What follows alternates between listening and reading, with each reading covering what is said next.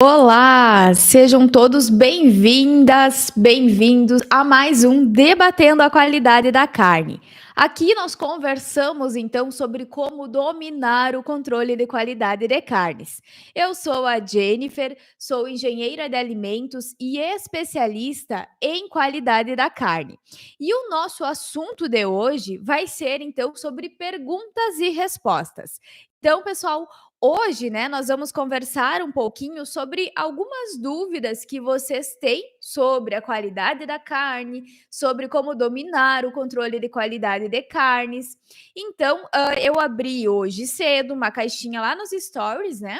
E vocês colocaram as dúvidas de vocês e eu vou responder elas hoje aqui. A primeira pergunta enviada: o que é o tripé da qualidade que está nos stories? Então, eu coloquei, né, um videozinho nos stories falando um pouquinho sobre o tripé da qualidade, mas eu só mencionei, né, os 3 pontos. Então, provavelmente a pessoa que perguntou, ela viu e ficou com dúvida, o que é esse tripé da qualidade? Então, eu vou responder a do tripé e depois eu respondo aqui a pergunta que eu vi que já colocaram ali da carne, tá? Então, pessoal, o que é o tripé da qualidade da carne? O tripé da qualidade da carne está associado a uma definição do que é a qualidade da carne. Então, eu que dei este nome, né? Chamei então de tripé da qualidade da carne. Por quê? Basicamente, né, a qualidade da carne ela vai estar embasado nesses 3 pontos principais do tripé da qualidade. Quais são eles? Então, para que a gente tenha, para que a gente entregue ao nosso consumidor final uma carne com qualidade, nós precisamos sempre levar em consideração, primeiro, né, características nutricionais que essa carne deve oferecer, características sensoriais e também características de segurança. Então, toda vez que alguém falar, o que é a qualidade da carne? Nós podemos sempre nos embasar que a qualidade da carne é oferecermos um produto que vai atender a características nutricionais, sensoriais e de segurança. O que isso quer dizer, né? De forma um pouco mais abrangente.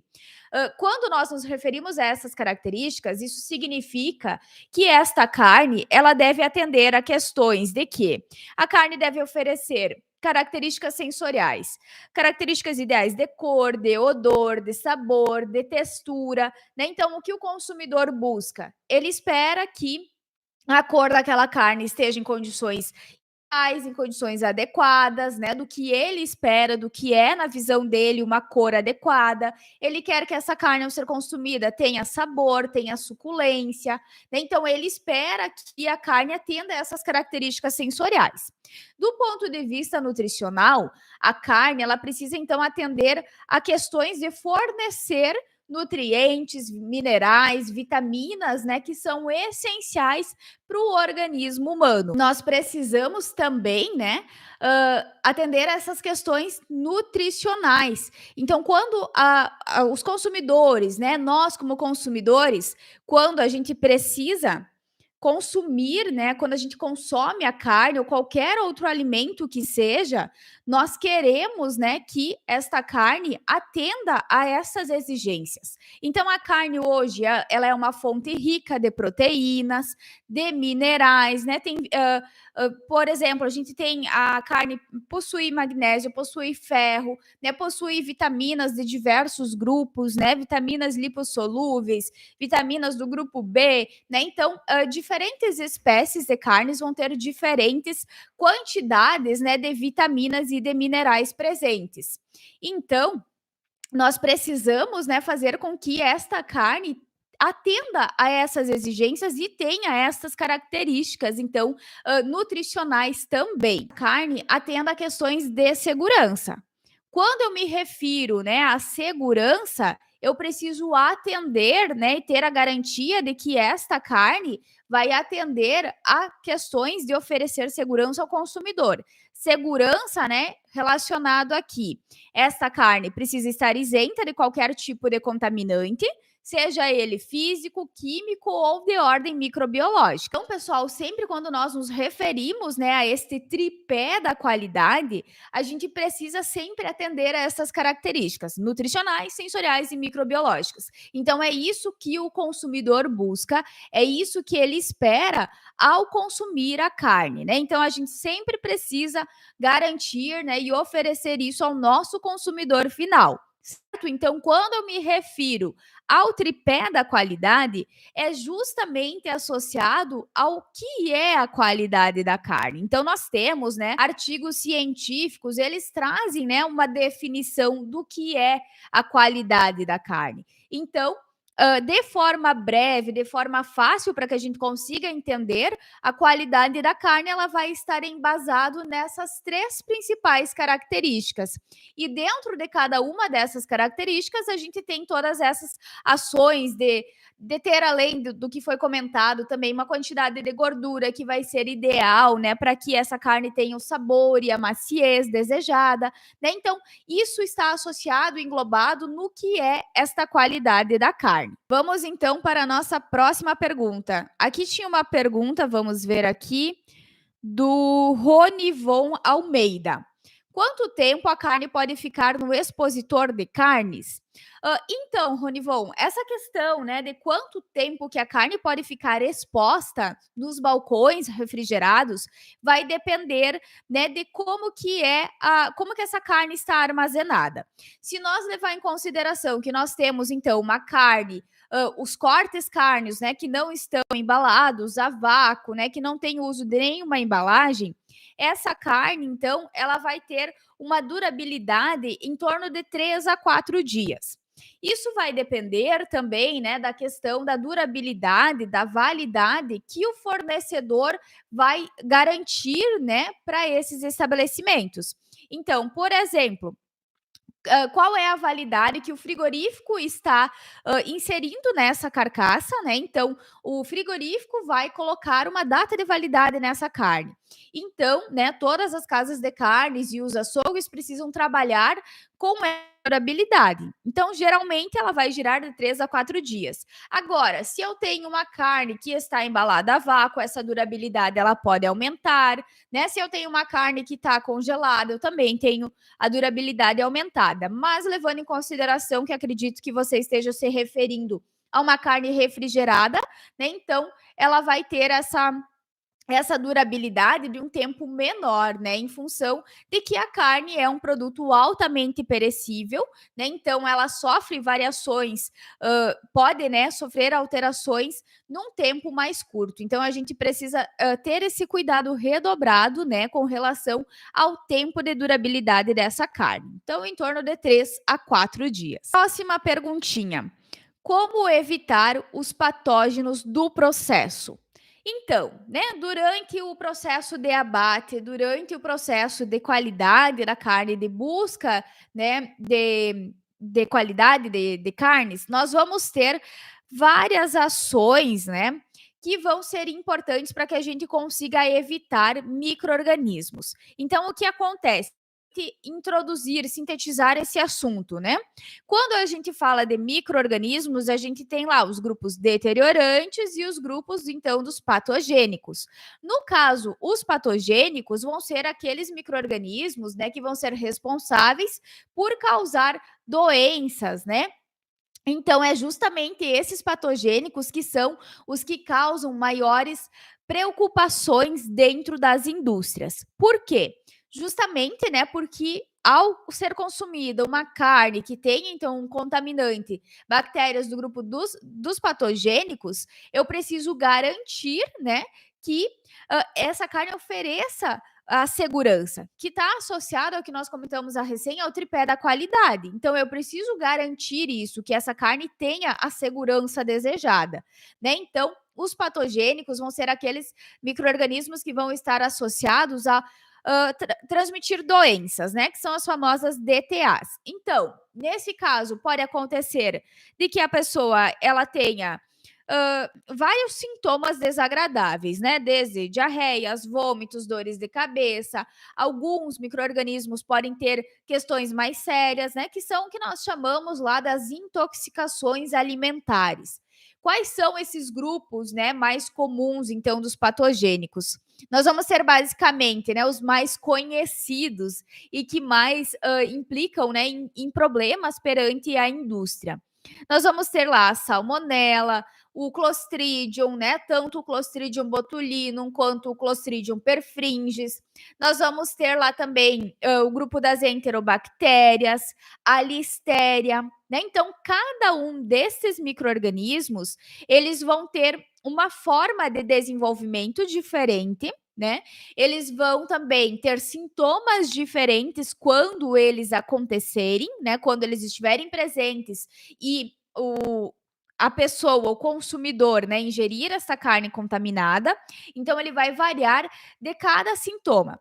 Então, a salmonela hoje é um dos patógenos, né, que apresentam maior problema relacionado, então, a intoxicações alimentares. Então, é um patógeno, né, de risco muito grande para a indústria e que precisa, então, ser trabalhado com todas essas questões para evitar que esses micro-organismos ocorram, que estejam presentes no processo. Então, agora, recentemente, a gente teve uma ação, né, de um lote de filé mignon, né, que estava contaminado, então, por salmonela. Então, isso apresenta um grande risco para as indústrias. E não só é isso, é um risco pro consumidor. Então, a gente tem, além da salmonela, também a listéria, que também ela pode causar alguns sintomas desagradáveis, né? Então, para o consumidor, como é o caso, então, por exemplo, de causar até aborto nas mulheres, né? Então, são sintomas que não são desejáveis.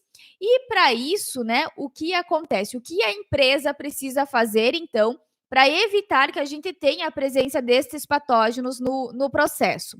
Primeiramente, né, pessoal, trabalhar muito bem com as questões de boas práticas de fabricação. Que todas essas contaminações elas vão acontecer durante falhas no processo.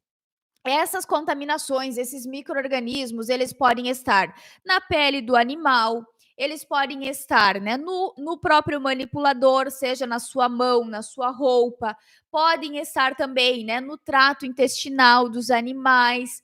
Então, nós temos uma série de ações, né, de fatores que a gente pode ter a presença desses contaminantes, né? E se não tem, se a gente não for desenvolver, né, e implementar dentro do processo questões para que a gente consiga evitar o desenvolvimento, a proliferação desses micro-organismos, a gente vai ter problema de contaminação cruzada durante esse processo, seja lá numa esfola, seja lá na manipulação de uma carne, lá no açougue ou no próprio frigorífico.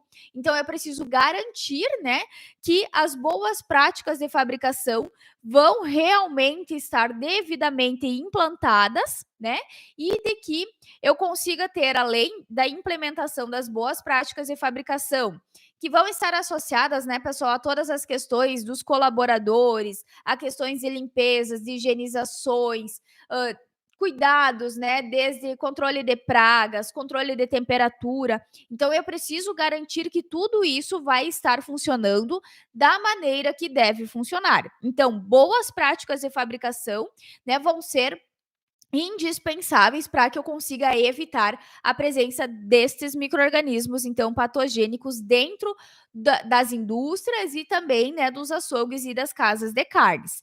Além disso, né, eu preciso trabalhar também muito bem com uma cadeia do frio eficiente para que eu consiga, né, impedir que micro-organismos venham a se desenvolver. Até porque, né, pessoal, quando a gente fala em carnes, né, as carnes elas são um meio propício para o desenvolvimento de micro-organismos. Então, eu tenho um pH considerado bom para que as bactérias se desenvolvam. Eu tenho um ambiente com um produto, né, com uma alta atividade de água. Então, tudo isso é um ambiente favorável para o crescimento dos micro-organismos. E é por isso que eu preciso garantir, né, que eu vou ter, além das boas práticas de fabricação, que eu vou ter também uma cadeia do frio eficiente, para que dessa forma os micro-organismos não se desenvolvam, né? Porque com a presença do frio eu consigo evitar que esses micro-organismos possam se multiplicar e contaminar o meu produto, né? Contaminar essa carne. Então a gente tem basicamente, né, a questão das boas práticas de fabricação, questões de trabalhar também com treinamento desses colaboradores, de trabalhar também, né, pessoal, com análises de todo esse processo.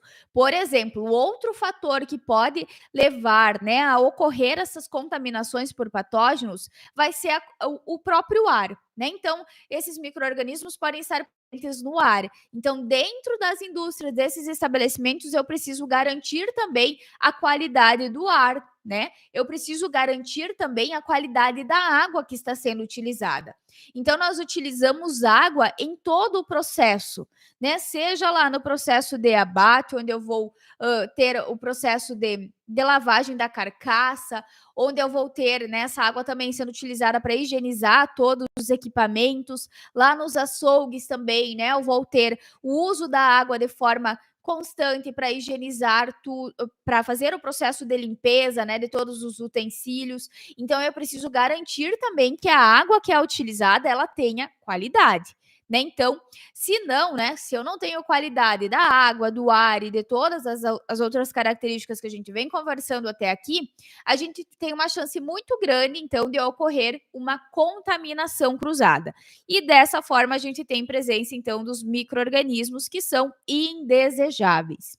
Nem todos, né, pessoal, os micro-organismos são indesejáveis para a indústria, mas quando a gente se refere, então, a patogênicos e deteriorantes, a gente não quer a presença deles.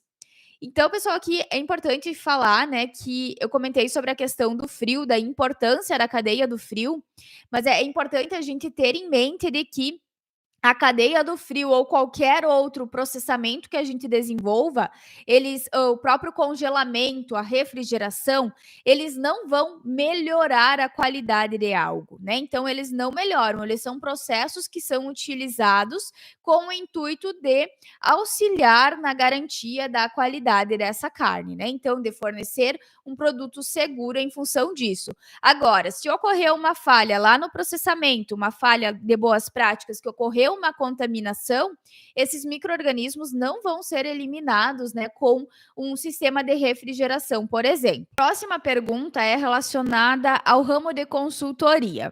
Vamos lá.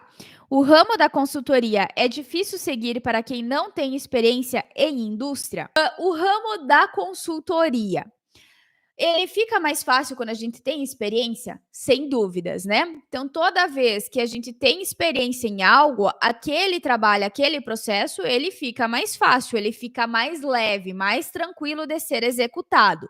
Mas, né, eu sempre digo aqui, acho que até comentei ontem também, de que a experiência ela não é determinante. Por que ela não é determinante, né?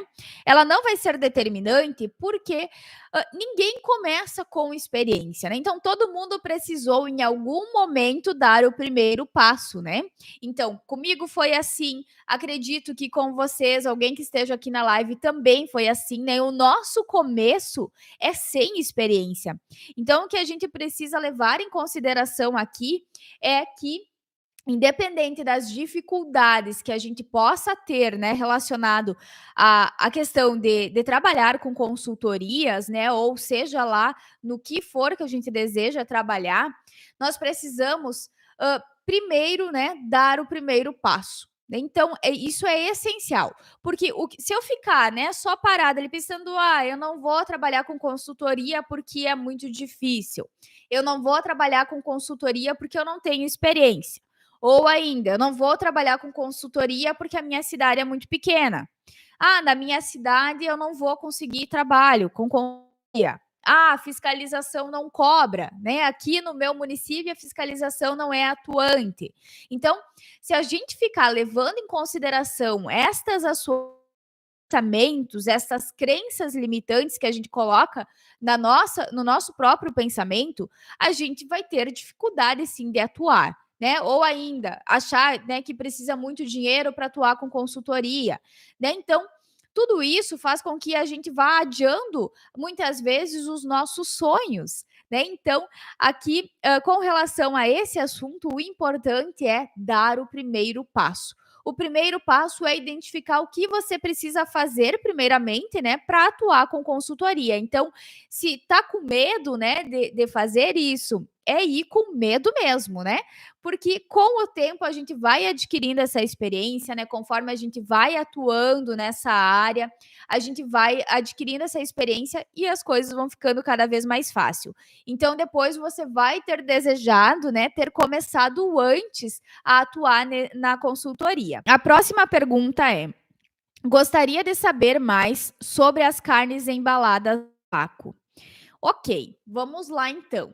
Carnes embaladas a vácuo. O que acontece, por que se utiliza, né? Então, eu vou falar um pouquinho, alguns pontos que eu vejo que são importantes. Relacionada a carnes embaladas a vácuo, né? Hoje, a embalagem a vácuo, ela surge como uma tecnologia, né? Uma tecnologia aliada de extrema importância para o mercado de carnes, porque a partir da embalagem a vácuo, eu consigo aumentar a durabilidade desta carne. Aqui é Simone, né? Simone Galvão perguntou: as carnes embaladas a vácuo têm uma validade diferente? Né? E aqui está justamente, né, o objetivo principal de nós usarmos a embalagem a vácuo. É que sim, né, a embalagem a vácuo, ela tem uma das vantagens de se utilizar ela, é de que ela aumenta, né, a vida de prateleira. Então, eu consigo sim ter essa carne, né? Estando disponível lá nas gôndolas, né, lá no supermercado, no açougue, na casa de carnes por um tempo muito maior. Né? Então vai depender de todo o processo, de como que é a embalagem que está sendo utilizada, mas eu consigo dobrar, né, a validade dessas carnes e até em algumas situações elas podem ter uma durabilidade ainda maior. Né? Então, basicamente, a carne que não é embalada a vácuo, ela vai ter uma durabilidade de 3 a 4 dias, tá? Com a embalagem a vácuo, eu posso, dependendo, né, de várias características, fazer com que essa carne ela gire em torno de 8 a 10 dias, né, podendo ainda se estender para 21 dias, para 30 dias, né? Então, é muito importante, né, que seja avaliado todo o processo também, né? Não adianta só porque, vou usar uma embalagem a vácuo e com isso eu vou ter a carne com a validade muito maior. Porque eu preciso também, né, é importante aqui avaliar de que a carne precisa ser oriunda de todo um processamento adequado de abate, que tem que estar dentro das boas práticas de fabricação, dentro de todas as questões do monitoramento e do controle da qualidade dessa carne, né? Porque, como eu comentei a recém, esses processos como refrigeração, congelamento, embalagens, né, eles não mudam a qualidade da carne. Eles são utilizados como uma alternativa para que eu consiga estender a validade dessa carne, que é o caso, então, das embalagens a vácuo. O que acontece com as embalagens a vácuo? Quando eu utilizo uma embalagem a vácuo, então, vai acontecer a retirada do oxigênio. Esse é o princípio, né, das embalagens a vácuo. Ao retirar o oxigênio, eu consigo criar um meio, né, em que micro-organismos não se desenvolvam, né? Então, eu tenho uma série de micro-organismos que não vão se desenvolver quando eu tenho a retirada do oxigênio dessas embalagens. E dessa forma, eu consigo aumentar a durabilidade, porque esses patogênicos não vão se desenvolver e não vão alterar, né, características sensoriais desta carne. Então, por isso que eu consigo aumentar a vida de prateleira dela. O que mais que a gente pode falar aqui da carne embalada a vácuo? Por eu retirar, né, o oxigênio dessa carne, vai acontecer uma reação, né, com a mioglobina, que é, né, uma responsável, um pigmento responsável pela cor dessa carne, né? Então, essa mioglobina ela vai reagir, né? E quando eu não tenho então oxigênio, ela vai ser transformada em oximioglobina. E dessa forma, acontece que essas carnes têm uma coloração mais escura, né? Então é como se ela fosse ser oxidada, né? Eu retirei o oxigênio e vai ter essa alteração, então, ali na própria, no próprio pigmento, né, dessa carne. Por isso que a carne embalada a vácuo ela tem uma coloração mais escura. E também, né, durante esse processo de embalagem a vácuo, em que eu retiro o oxigênio, o que vai acontecer? Algumas bactérias vão conseguir se desenvolver, que são as bactérias do grupo das bactérias láticas. Essas bactérias vão trazer, então, aroma diferenciado, sabor diferenciado a essa carne. Então, por isso que muitas vezes a gente ouve, né, de consumidores, né, e até dúvidas das pessoas de que será que a carne a vácuo ela está em condições ideais de ser consumida? Né? Então, tem muito esse questionamento. Então, pessoal, quando, né, acontece todo esse processo e que ela passa por esse processo que a gente chama de maturação na embalagem a vácuo, vai ocorrer ações das enzimas presentes nessa carne, principalmente calpaínas, catepsinas, que são enzimas que vão atuar então lá no tecido da carne e vão proporcionar um amaciamento dessa carne.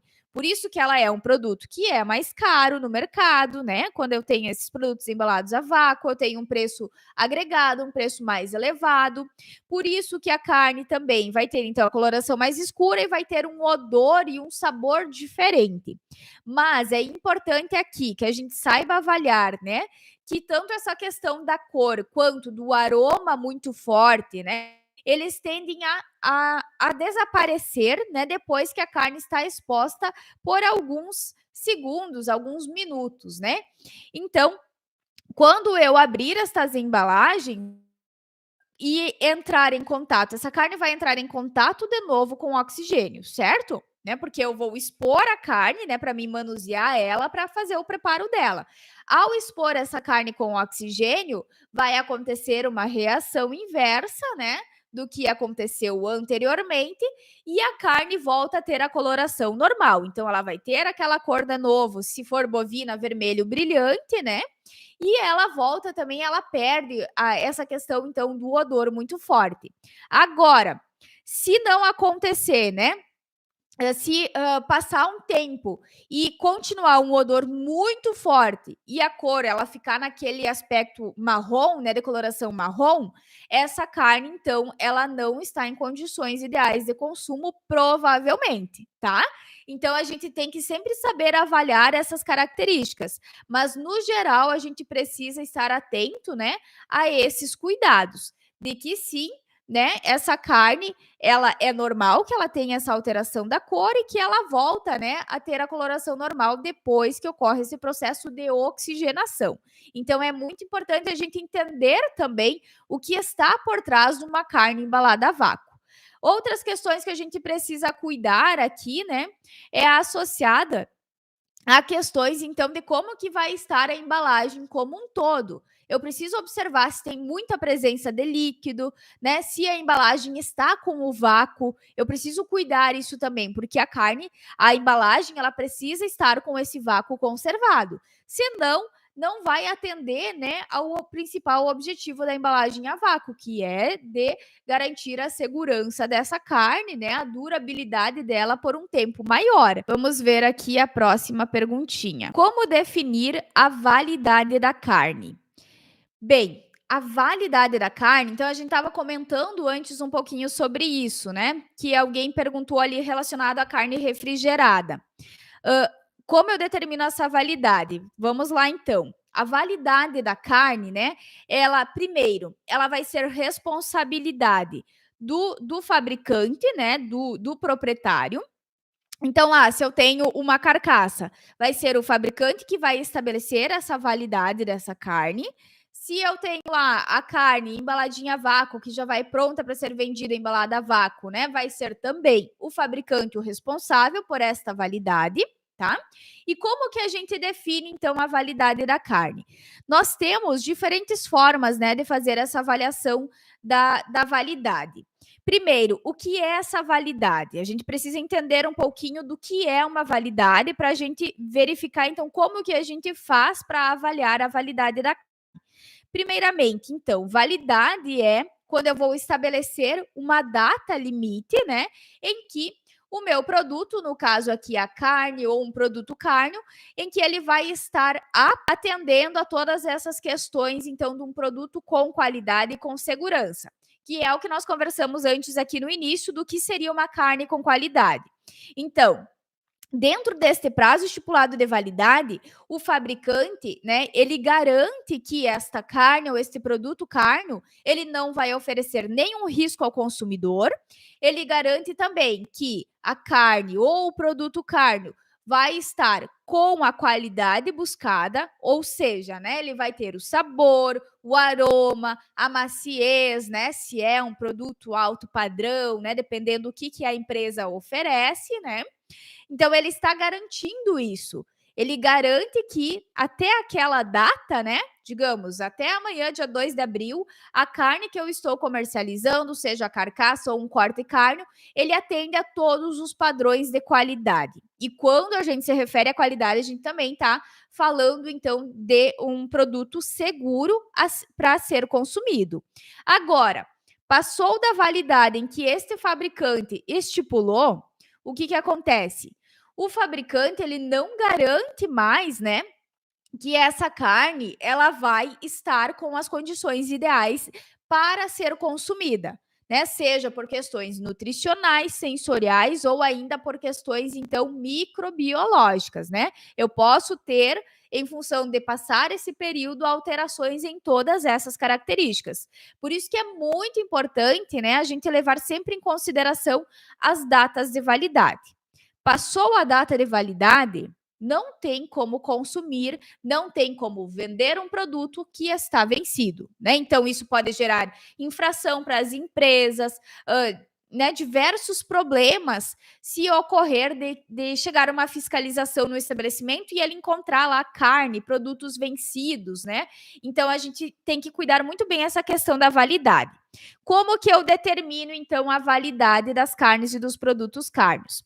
A gente pode determinar essa validade com base em artigos, em trabalhos científicos, em legislações em que eu encontro, né, com base em parâmetros que já são utilizados pelo mercado. Essa é uma das formas que eu posso utilizar. A outra maneira, que é a maneira que seria mais correta, né, de que o estabelecimento fosse realizar as análises laboratoriais, tá? Então, de que forma? É eu pegar esta carne, eu buscar um laboratório especializado, um laboratório credenciado que realiza análises, né, básicas para avaliar a qualidade dessa carne. Quais análises que podem ser feitas? Então, é eu pegar um pedaço de carne e eu avaliar análises como oxidação, análises de T-bars, né, que é também essa questão lipídica da carne, porque, por exemplo, se a carne tem gordura, essa gordura ela pode oxidar, ela pode sofrer rancidez, né, rancificar. Então, isso eu avalio também nos estudos de vida de prateleira, né, para definir esta validade. Eu vou avaliar a cor, o pH, atividade de água, umidade, né? Então, eu posso fazer uma série de análises, tá? Dessas carnes.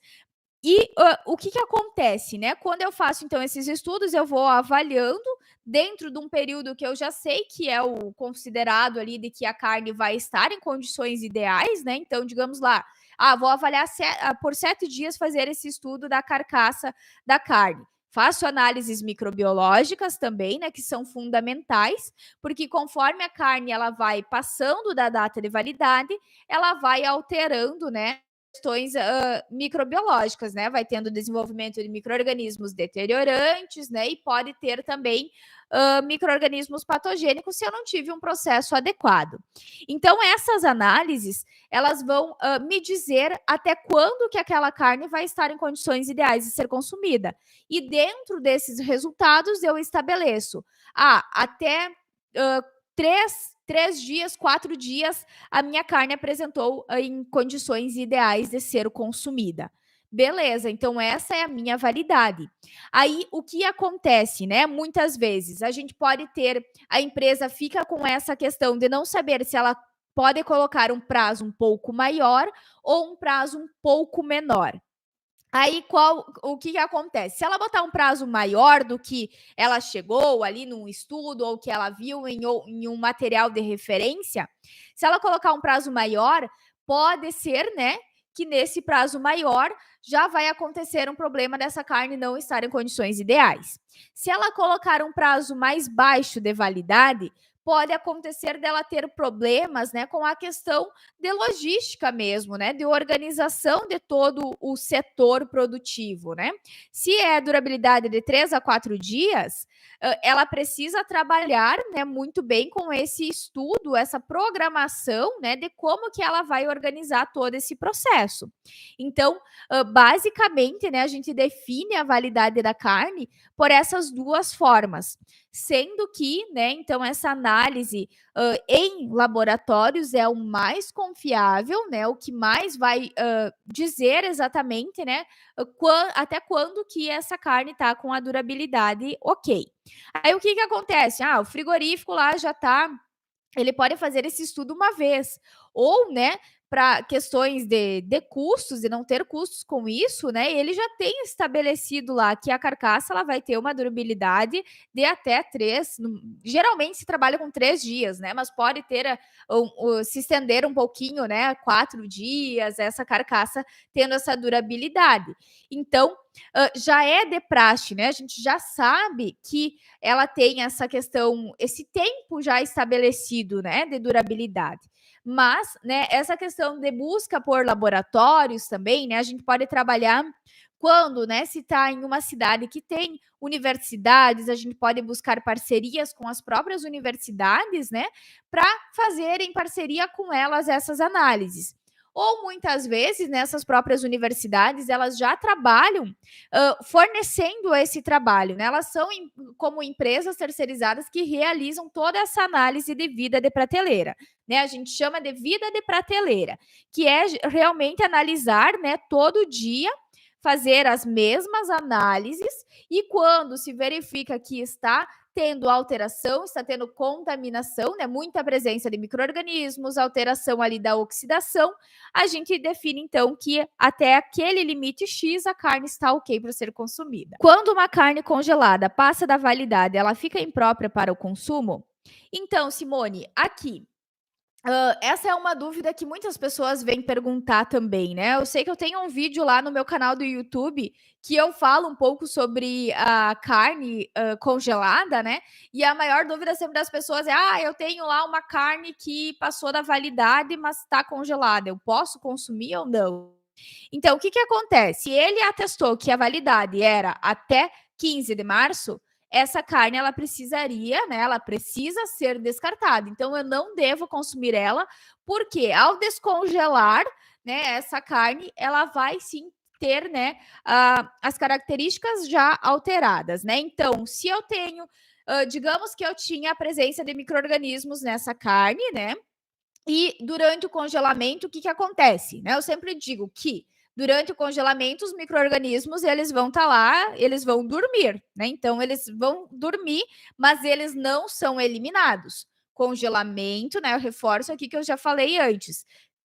Esses processos, o congelamento, ele não melhora a qualidade da carne, né? Então ele não vai mudar, não é uma mágica, né, que vai mudar. Então os micro-organismos vão continuar presentes. Então eles apenas vão lá dar uma cochilada. Agora, quando eu descongelar essa carne, né, eles vão encontrar o quê? Eles vão encontrar o meio ideal para se desenvolverem, que vai ser uma temperatura em que eles conseguem se proliferar, se multiplicar, né? E com isso eles vão fazer a festa, né? Então, se você não preparar aquela carne adequadamente, né? A gente tem alguns micro-organismos que são inativados em temperaturas mais altas, né? Acima de 50 graus, 70 graus, mas nem sempre pode acontecer assim, né? Questões também de produtos carnes.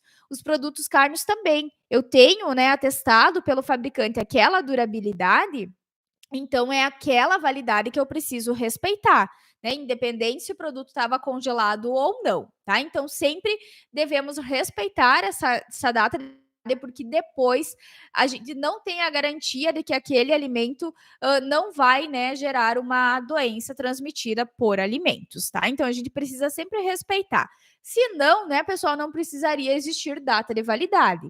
Às vezes, até, né, o que acontece quando vence algum produto, você olha, você até pensa, nossa, mas aparentemente tá tudo ok, né? Tá normal. Um iogurte, às vezes que você tem lá esquecido na geladeira, ele venceu. 1, 2 dias ele tá vencido, mas você abre, ele aparentemente está ok, tá normalzinho, não tem nenhuma alteração visível. Mas o problema é que, né, micro-organismos patogênicos, eles se desenvolvem e a gente não enxerga nenhuma alteração, né? Então, esse é o grande problema. Então, a gente sempre precisa respeitar a data de validade.